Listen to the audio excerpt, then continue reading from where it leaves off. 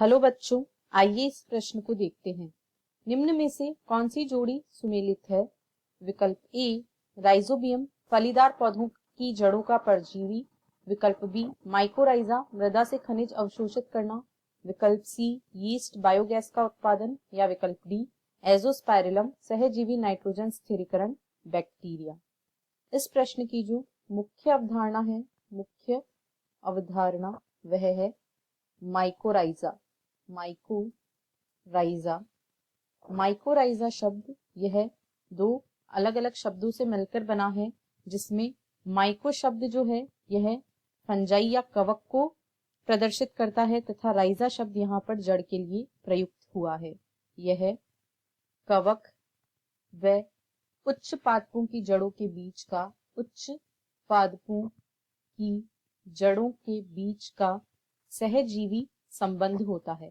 यह एक सहजीवी संबंध है जो कि कवक और उच्च पादपों की जड़ों के बीच में पाया जाता है।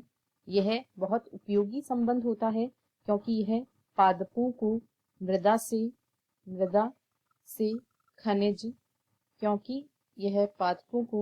से खनिज लवण जो होते हैं वे कवक अवशोषित कर पादप को देते हैं, यानी मृदा से खनिज लवण अवशोषित करने में यह संबंध पादपों की सहायता करता है। इसके अलावा ये फास्फोरस जो कि एक मुख्य खनिज है या एक मुख्य तत्व होता है, उसको अवशोषित करता है और साथ ही प्रतिरोधकता प्रदान भी करता है।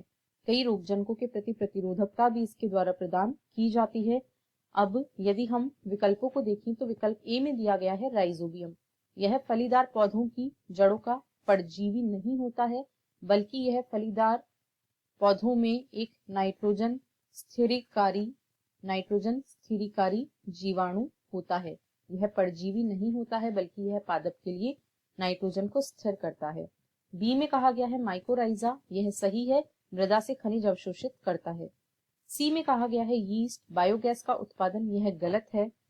बायोगैस का उत्पादन मैथेनोजन द्वारा किया जाता है, जो कि एक बैक्टीरिया होता है, ना कि यीस्ट। ये बैक्टीरिया का समूह होते हैं जिन्हें मैथेनोजन्स कहा जाता है। अब यह भी गलत है। डी में कहा गया है एजोस्पाइरिलम सहजीवी नाइट्रोजन स्थिरीकरण बैक्टीरिया।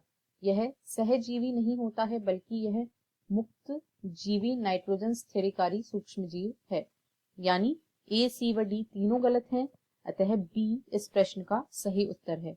आशा है आपको प्रश्न समझ आया होगा। धन्यवाद।